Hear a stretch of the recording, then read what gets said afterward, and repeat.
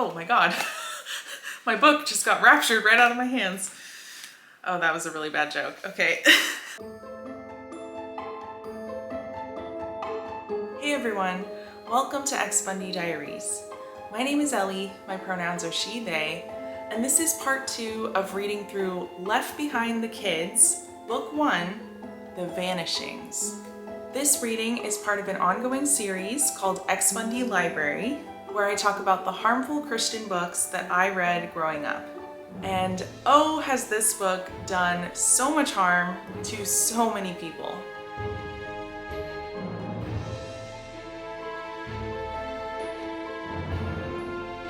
If you'd like to hear a little bit about my experience growing up reading this series, starting at age 12, you can check out part 1. I will put that up in the cards and I will also link it down below. So without further ado, I am going to pick up where we left off. We just heard Judd's reaction to the Rapture in chapter 6, and now we are going to read chapter 7 and hear Vicki's perspective. Chapter 7, Vicki's Sad Awakening. Dawn came way too soon for Vicki Byrne. The morning sun poured through the slatted window at the back of the house trailer where she shared a tiny bedroom with her little sister. Vicki lay on her stomach and felt as if she hadn't moved since shortly after she had collapsed into bed. The buzz from the marijuana was long gone, but she still tasted the stale tobacco from the cigarettes and was hungover from several too many beers. She wondered how soon her mother would come to get her up. Vicki had purposely not set her alarm. Her mother usually roused her just before she left for work and just in time for Vicki to dress, eat, and make the school bus. That usually happened shortly after Vicki smelled breakfast, or at least coffee coming from the kitchen situated just this side of the living room. This morning she smelled something metallic, but not food. She heard nothing. Was it still too early? Usually after a night like she'd had, her mother would have to shake her to wake her. She felt as if she could sleep a few more hours. What time was it anyway? Vicki lifted the covers and rolled to her back. Jeannie was already up. Why couldn't she hear her? Vicki sat up and stretched, rubbing her eyes. Strange.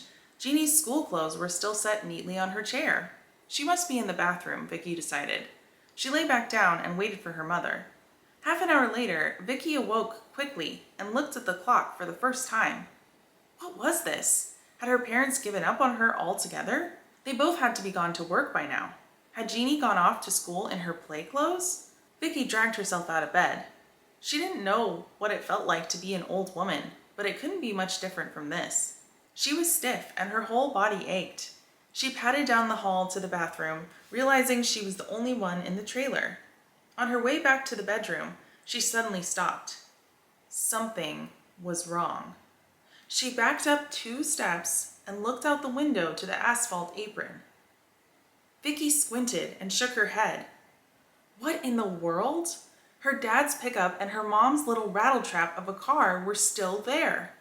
Occasionally, one of them would drive the other to work if one of the vehicles wasn't running, and once in a while one of them might get a ride to work with someone else. But both of them? On the same day? Vicki stood staring out the window, trying to make it compute. Finally, she was convinced. She had figured it out. She hadn't heard anything because she had slept too deeply. Her sister probably dressed for a field trip, and for some reason something was wrong with both cars on the same day. No big deal. Her mother had not tried to awaken her because she was mad at her. Mom had probably fallen asleep in the living room waiting for her to get home. Knew Vicki was late, but somehow missed her sneaking in. Just for that, Mom wouldn't get her up in time for school. So what, Vicki thought. I can blame it on Mom for not getting me up, and I can get more sleep. Then she smelled it. Something acrid. Something burning. And it was in the trailer. She hurried into the kitchen, where the teapot was smoking on the stove. The ceramic paint was black, the pot misshapen and clearly dry. Vicki's mother often liked tea late at night, but it wasn't like her to leave the pot on the stove until the water had evaporated away. Vicki grabbed a pot holder before reaching for the handle, which had nearly melted. Even through the thick cloth, the pot was searing hot. She dropped it in the sink, where it hissed in the water. What was water doing in the sink? Her mother never let dishes soak. She drew water only when she was ready to do all the dishes, and she always did them all and emptied the sink. Vicki turned off the burner and looked around. Her mother had not even gotten out her teacup yet. She had never known Mom to forget water she had put on to boil, and certainly not overnight. What was going on? Wow, they are really dragging this out. We are getting a lot of descriptions of her mom's habits. Something out the window caught Vicki's eye. It was one of her friends, an older girl, wandering between trailers. Vicki swung open the door. "Shelly! Shelly, what's up?" But Shelly didn't even turn. She just kept walking, as if in a trance. Still in her pajamas, Vicki stepped outside and yelled at her friend. Still, she didn't turn. That's kind of creepy. It's starting to feel a little bit like a zombie story instead of a Rapture story. Vicki darted back in and threw on a top, shorts, and slip-on shoes. She trotted down the road until she was right behind Shelly. "Hey girl," she said. "What's the matter with you?" This dialogue is so bad. Actually, all this writing is so bad. I don't know, just the whole thing is like so stilted and contrived. Shelly turned and faced her, pale and trembling. "Shell, what happened? Are you all right?" "Haven't you heard?" Shelly said, looking at Vicki as if she were a stranger. "Heard what? What's going on?" "People are missing," she said. "Disappeared. Vanished. Right out of their clothes. Watch the news. It's all over the world. 3 trailers here burned to the ground. Lots of people lost family. Mrs. Johnson vanished late last night driving her husband home from the bus stop. He couldn't grab the wheel in time and the car hit a tree. He's hurt real bad." This next sentence. "Shelly, are you high? Drunk? Walking in your sleep? What?" You know what this reminds me of is like a really bad PSA or a church skit. You know what? This whole thing is a church skit. I just figured it out. It's like if they took the Lifehouse Everything skit and made it into a book series. Only the Lifehouse Everything skit came out much later. So they were before their time, I guess. Shelly turned and walked away. Vicki called after her, but Shelly didn't respond. Vicki looked down the road to the cluster of trailers at the end of her area. People milled about, talking. Were all these people off work? She stepped off the road as a fire truck left the area. Could Shelly be right? Vicki hurried back to her trailer and stood on the top step to survey the area. She saw 2 trailers that were now just charred remains, one with smoke still rising.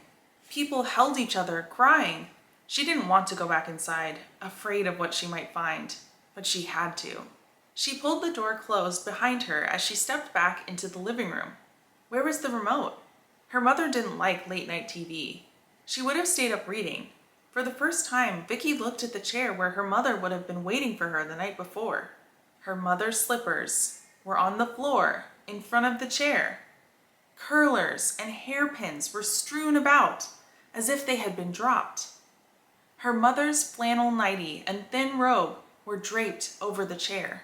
Okay, I need to stop right here and tell you all something that I have been thinking about a lot since I started reading this book. Every time the clothes are left behind, when a character is sitting somewhere, on a chair, on the airplane, whatever, their clothes are draped over the chair as if someone laid them out. But I don't think that this is realistic at all. Now, I am talking about an entire book that is unrealistic, but stay with me here.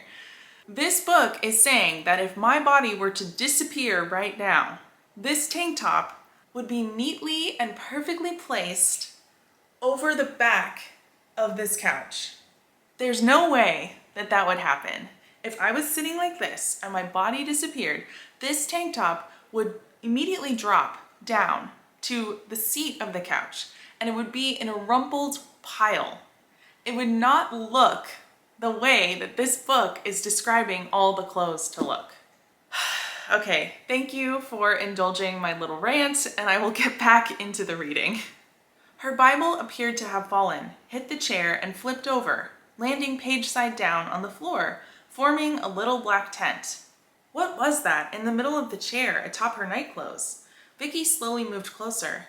It was her mother's dental plate, the metal bridge with a porcelain tooth she was so self-conscious about. These authors are obsessed with all things dental work. It's kind of creepy. Such detailed descriptions of teeth and fillings and things like that. She never took it out in front of anybody, thinking it made her look old to have bridge work in her mouth from a childhood bike accident. Vicki could barely breathe. Hands shaking, her whole body shuddered as she turned on the television. "These grisly scenes from around the world," the announcer was saying. "Evidence of the mass disappearances that occurred in every country at approximately midnight Eastern Standard Time." Wow, God is really punctual.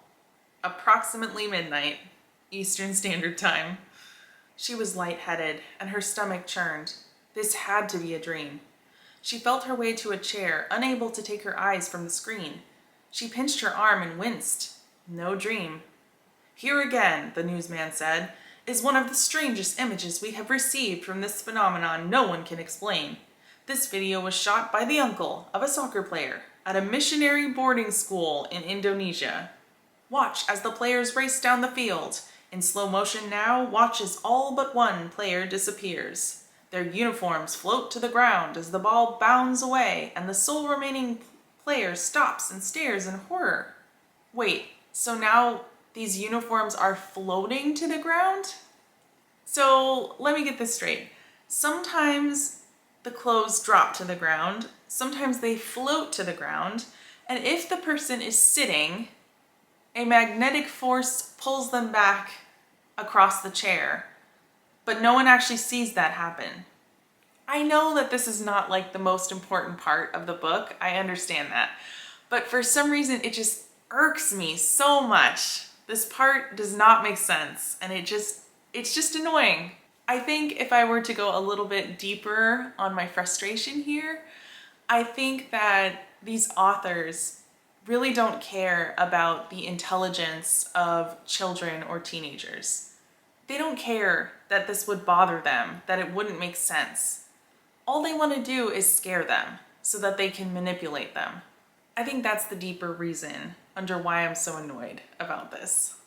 Watch as the cameraman keeps the video rolling and turns from side to side, showing he is one of few adults remaining, the rest having also disappeared right out of their clothes. Vicki heard a throaty moan and realized it was her own. Wow, that was an interesting choice of how to describe that. I think that description was a little more suited to redeeming love, Christian erotica. As the TV droned on and bizarre images came from everywhere, she made her way to her parents' bedroom. Her father's leather necklace, the one that so embarrassed her, lay on his pillow. The necklace had the initials WWJD carved into it, which her father proudly told her, reminded him that in every situation he was to ask himself, what would Jesus do? An empty drinking glass lay on the bed in a drying circle of water. Dad liked a glass of ice water in bed almost every night. Vicki forced herself to squeeze between the foot of the bed and the wall and moved to her dad's side of the bed. She pulled the covers back to reveal his t-shirt and boxers, the only things he ever wore to bed. Where were her mom and dad? Where could they be? What had happened to everyone? What would she do? Had Jeannie discovered them missing? And if she had, why hadn't she awakened Vicki? Oh no, she thought. Not Jeannie too. Vicki scrambled over her parents' bed and headed down the hall to her and Jeannie's room. A sob rose in her throat and she felt dizzy. She whipped the covers off Jeannie's bed and saw Jeannie's goofy little kangaroo pajamas. Oh, that is such a sad visual. No wonder I was so terrified by this book. I'm starting to feel a bit anxious now as an adult reading this. It's ridiculous. This book is ridiculous, but it had such a big impact on me as a kid, and because of the religious trauma, it's really easy to recall that terror and that fear, and to feel it now in the present, at least to some degree. What was she going to do? Where could she go?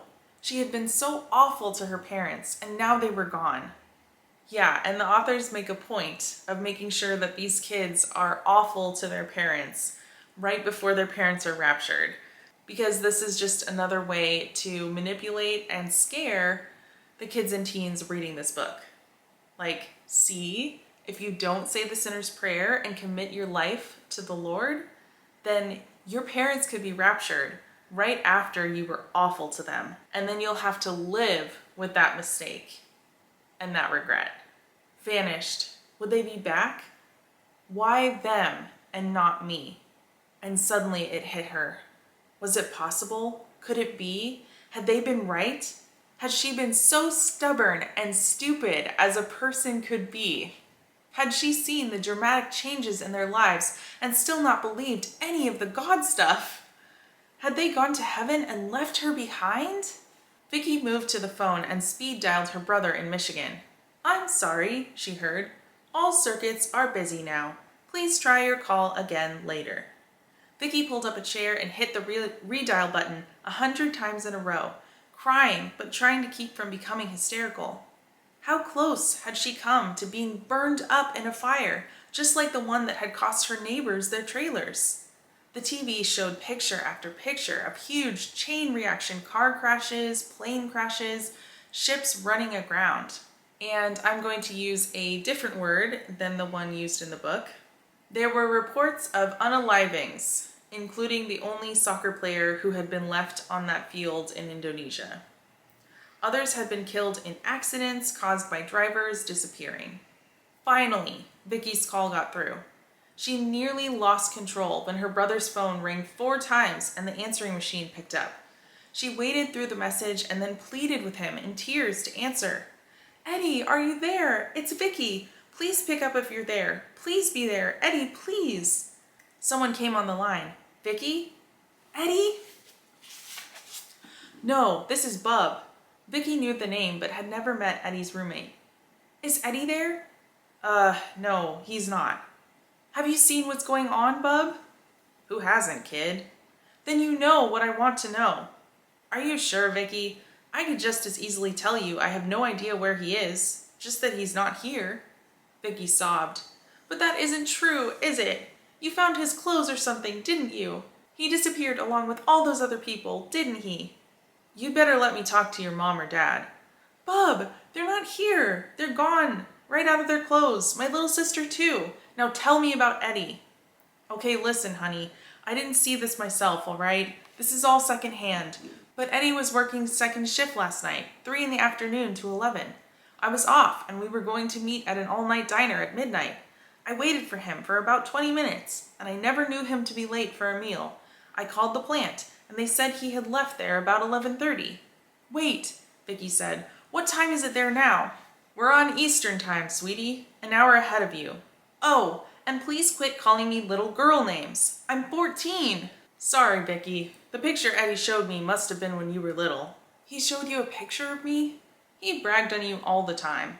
So anyway, a guy comes in the diner who knows us, and he asks me if I'm waiting for Eddie. I say yeah, and he says Eddie was in a wreck a couple miles up the road. I ask him, is Eddie all right? And he says they couldn't find him. All his clothes and stuff were in the car, but he was gone." Vicki was crying. "The guy tells the diner guy to get the TV on, and that people have disappeared all over the world. The waitress runs to a booth in the back and screams. She says, 'I thought those guys had sneaked out on their bill. Their suits are all still here.' She about fainted. Anyway, we all watched TV for a while, then I came home. You know where all these people are, don't you?" "I think I do, Bub. Do you?" "Eddie talked about it all the time. He told me about your mom and dad getting into religion. Saved, he called it. He starts going to church and he gets saved. Dragged me along a couple of times, but it wasn't my thing, you know." "You think that could be it? They're all in heaven?" "I don't know what else to think," Vicki managed. "What else could it be?" "You gonna be all right?" "I don't know what I'm going to do."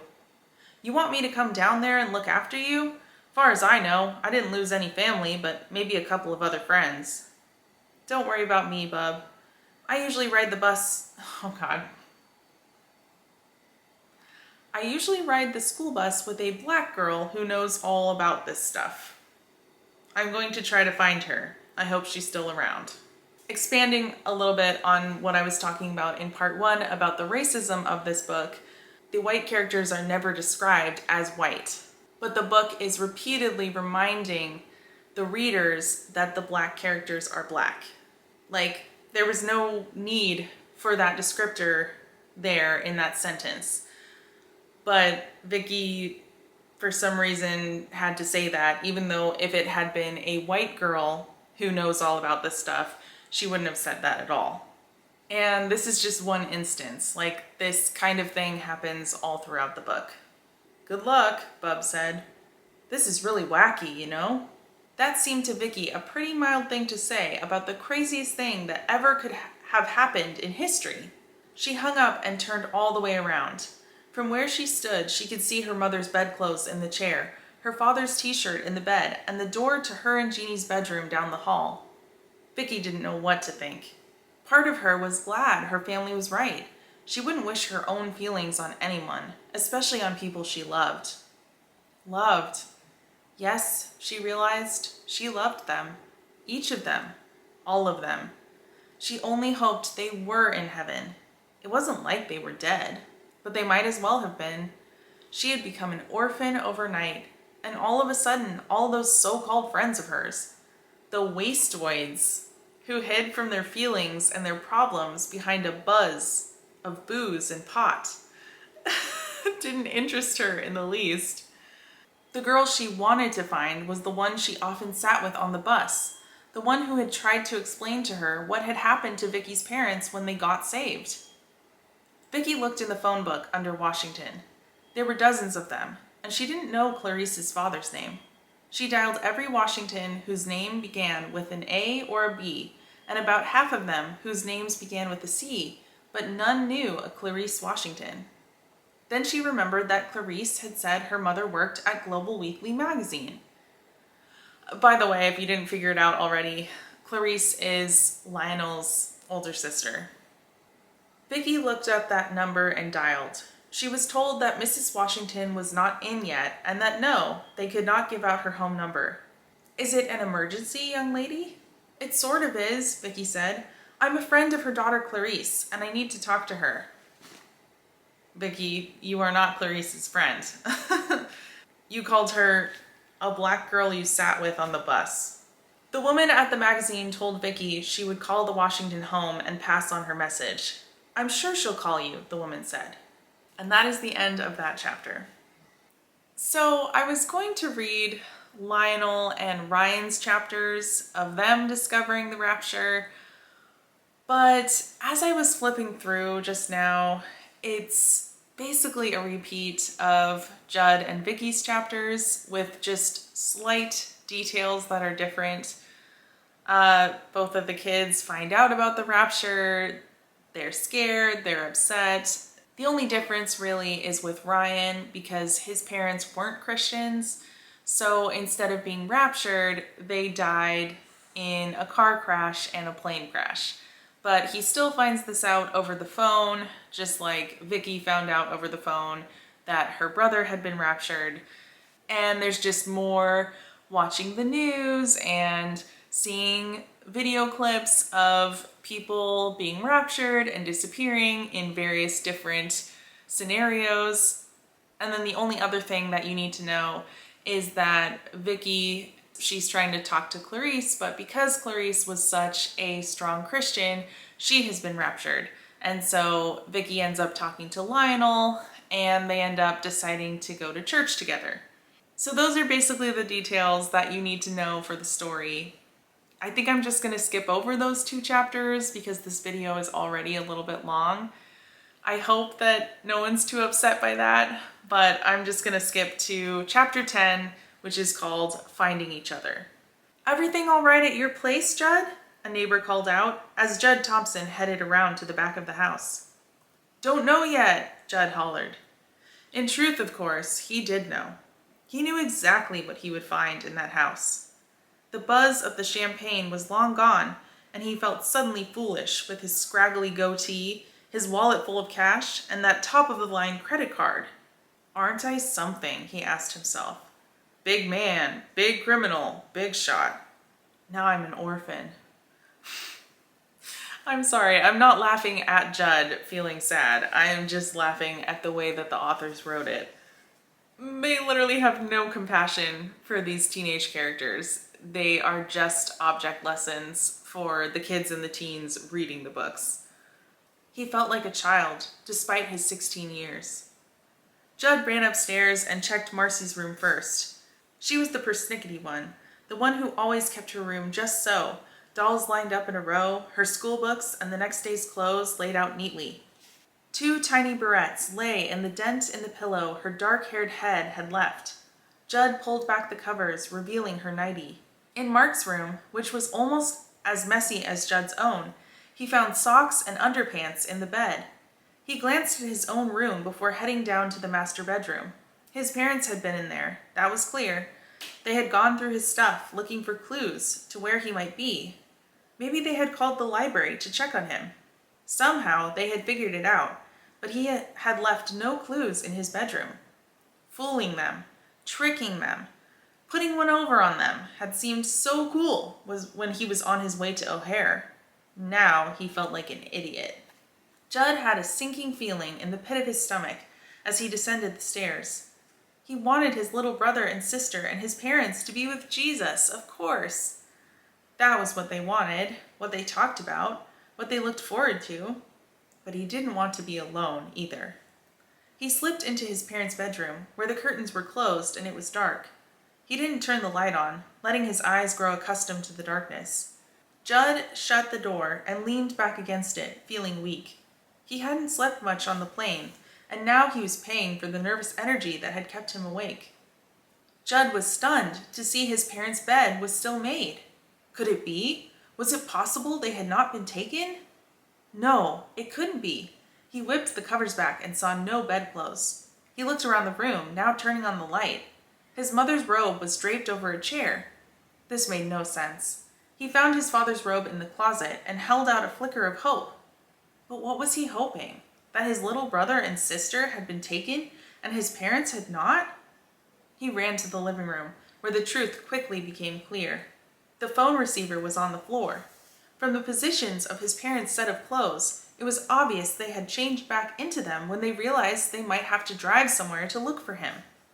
His dad's jeans and pullover shirt and shoes were in a pile near the phone. His mother's casual outfit lay in a chair where she had been sitting. Judd returned the phone to its cradle and scooped up the clothes. He sat with them in his lap and smelled the faint scent of his dad's cologne and his mother's perfume. And he cried. They loved him so much, cared for him, worried about him. And look how he treated them. He held their clothes close to his chest and closed his eyes, realizing he had gotten just what he deserved. His mother had told him that Jesus was coming again, and that it could happen in Judd's lifetime. He knew that was what his church taught, but it had seemed so preposterous. Well, not anymore. It had happened, and he had been left behind. What was he going to do? Judd knew there would be no sleeping, tired as he was. He had to think about how he was going to get the car back from O'Hare. When would that be possible? What he should do, he knew, was go to his church. His church. He hadn't called New Hope Village Church his own church since he was in elementary school. I love the name, New Hope Village Church. It just screams cool, hip, non-denominational church. Who would be left there? Was he the only member who didn't go to heaven? He felt alone in the world, not just in this house. He decided to call the church just to see if anyone else was around. The voice on the New Hope answering machine was the visitation pastor's, a man named Bruce Barnes, who had been there for several years. It was clear from the message that he had been left behind too. You have reached New Hope Village Church. We are planning a weekly Bible study, but for the time being, we will meet just once each Sunday at 10 a.m. While our entire staff, except me and most of our congregation, are gone. The few of us left are maintaining the building and distributing a videotape our senior pastor prepared for a time such as this. You may come by the church office anytime to pick up a free copy, and we look forward to seeing you Sunday morning." Judd didn't want to wait. He looked for his mother's keys and backed her car out of the garage, only to go a couple of blocks and find all the roads blocked. He returned to get his little brother's bike. He was way past feeling self-conscious. He was on his way to church, and for the first time in as far back as he could remember, he really wanted to get there. When Ryan Daly came within view of New Hope Village Church, and now all the kids are going to start converging at this one church. Next section. When Ryan Daly came within view of New Hope Village Church, he didn't know what to think. He had been in a church a couple of times in his 12 years, but not this one. A big, dark-haired kid on a small bike came pedaling past him. They looked at each other but didn't speak. Ryan had never seen him before. The big kid let his bike fall near the front door and hurried in. Ryan was in no hurry. He didn't know who or what he was looking for. By the time he got into the building, the kid who had been on the bike was talking to a man in his 30s with curly hair and wire-rimmed glasses. And because we were not told his race, we're going to assume that he's white, because that's how this book handles that. "Can I help you, son?" the man asked, seeing Ryan over Judd's shoulder. Ryan couldn't get the words out. How were you supposed to ask if it was true? If Jesus had taken his people to heaven? "Did you lose some family?" the man asked. Ryan nodded. "They died," he managed. "No, they are in heaven with Jesus." "They didn't get taken," Ryan insisted. "My dad died in a plane crash and my mom in a car accident." That is so awful. All the other kids have the opportunity to see their families again in heaven someday. But Ryan doesn't get that opportunity because his parents weren't Christians when they died. Bruce approached and reached for Ryan. The boy felt self-conscious, but he let the man hug him. Yeah, that is something I do not miss at all about church. Random people that you barely know going in for a hug and not really giving you a choice or even a warning sometimes. "My name is Bruce Barnes," he said. "I'm the only person left from the staff on this church, and I know exactly what happened. I am going to teach a small group of young people here soon, and you're welcome to stay." "You're going to teach?" Bruce nodded. "I know what happened because I missed it. I have a tape from the senior pastor that will help explain. Is that something you'd be interested in?" Ryan nodded. So did the big kid, whom Bruce introduced as someone from the church family named Judd Thompson. Yes, New Hope Village Church was Judd's parents' church. They shook hands. Ryan didn't know any other kids as old as Judd, except for a few cousins in California. Bruce said he was expecting 2 more kids to show up. "I got a call from a girl named Vicki Byrne. I invited her, and she called back later to say she had invited a boy named Lionel Washington. When we're all here, we'll get started. I want to tell you my story." Next section. When Vicki and Lionel arrived, Bruce took the 4 of them into a small office where he had set up a VCR and a TV. "You're not going to understand everything the pastor says," Bruce said, "but still you'll be astounded that he knows what's going on, even though he's gone. More important, you need to know that I have the same story you do. I lost my wife and my young children. They disappeared from their beds, and I knew immediately that I had been living a lie. I had been to Bible college and was a pastor, but I always thought I could get by, living for myself and never making the decision to receive Christ. Judd, I know you and your family. I'm surprised to see you here, but I'm not surprised the rest of your family is gone. You know what happened, don't you?" Judd nodded miserably. Bruce asked the others to share their stories. They cried when they spoke, and they cried when they listened. They had been thrust together by a tragedy none of them could have ever expected. Okay, now I'm going to share something kind of vulnerable and quite embarrassing. But when I read this series as a tween and as a young teenager, I was really enthralled by their closeness as a little group. But that sentence right there, They had been thrust together by a tragedy none of them could have ever expected. I kind of fantasized about not this exact situation, but like some kind of big and scary challenge that me and my Awana friends could face all together so that we could grow close. And I wrote about it in my journal. And I think it's just the funny version of YA books that are like dystopian and apocalyptic. The way that the teenage characters have to grow up overnight and face all these huge tragedies, and how they become so close because of it, and their circumstances have left them without any adults or parents around. I mean, this was all I had, right? Because I wasn't allowed to read YA of any kind unless it was approved by my parents, and it was very Christian. It was just like a big, like, toxic mix of like evangelical, like, persecution complex and martyr complex. Also probably because I was in a very abusive family, and so, you know, I had this longing to have a family outside of my family where I could belong. And I don't know, this book kind of taught me, or made me believe, that in order to like be really close to people and to have meaningful relationships, you had to go through something tragic and horrible together. That is another way that this book impacted me as a young, impressionable teen and tween.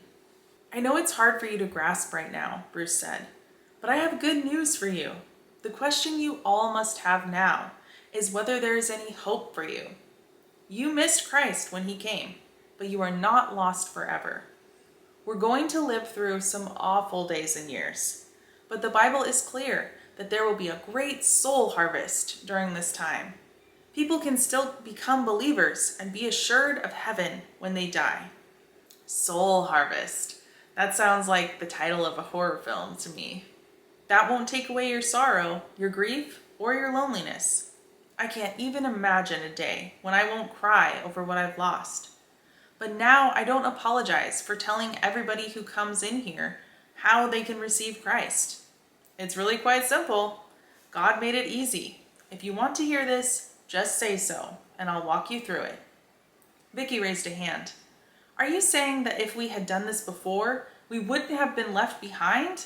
Bruce nodded. And now we can still get to heaven when we die. He nodded again. Everybody want to hear this? They all nodded. First, he said, we have to see ourselves as God sees us. The Bible says all have sinned, that there is none righteous, no, not one. It also says we can't save ourselves. Lots of people thought they could earn their way to God or to heaven by doing good things, but that's the biggest misunderstanding ever. The Bible says it's not by works we have done, but by his mercy that God saved us. We are saved by grace through Christ, not of ourselves, so we can't brag about our goodness. But I didn't do anything good, Vicki said. I didn't even try to get to heaven because I didn't really believe any of this. What do you think now? Bruce said kindly. I think I was wrong. Me too, Jed said. Me three, Lionel said. Ryan said nothing, but it was clear to Bruce he was listening.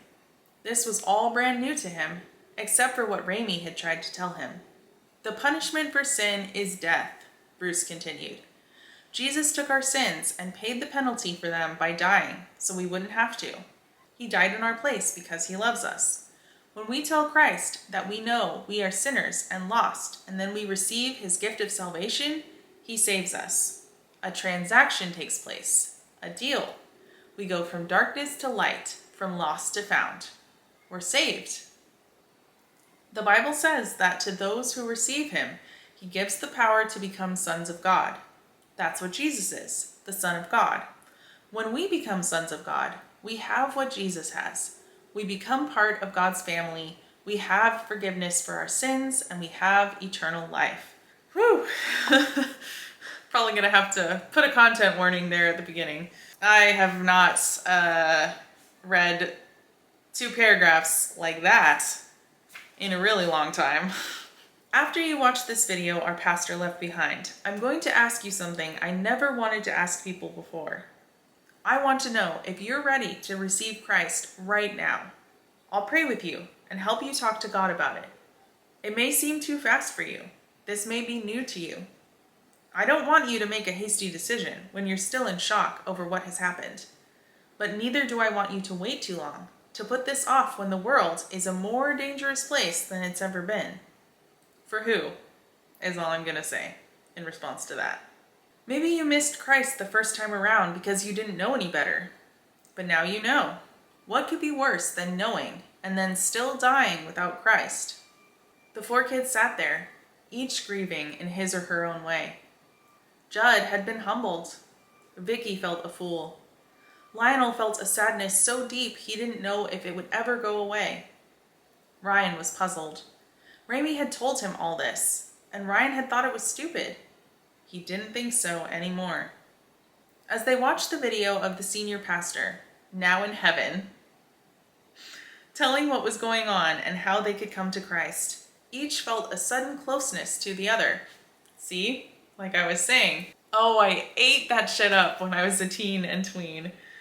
I wanted that so bad. Bruce told them that if they became believers, they would be brothers and sisters in Christ. They could become each other's family. That's what I wanted so bad. I would literally pray that my Awana group would become as close as Judd, Vicki, Lionel, and Ryan. So embarrassing. They would discover their connections later. Judd would one day realize that Ryan was the best friend of the son, of the pilot, of the plane he had been on. Vicki knew Lionel through his sister, but she didn't know that his mother had worked for the same magazine as a man who had been on the plane with Judd. For now, they were simply 4 kids from the same town who shared a common horror and grief. Bruce seemed to have in mind for them a future as a small group. That sounded good to each, especially in their gnawing loneliness. When the video ended, each sat stunned that the pastor had known in advance all that was now taking place. Clearly, this was truth. Certainly, this demanded their attention and a decision. Each sat staring as Bruce posed the question of the ages. "Are you ready?" he said. "Will you receive Christ?" The end. Thank you so much for watching, and I'll see you in the next video.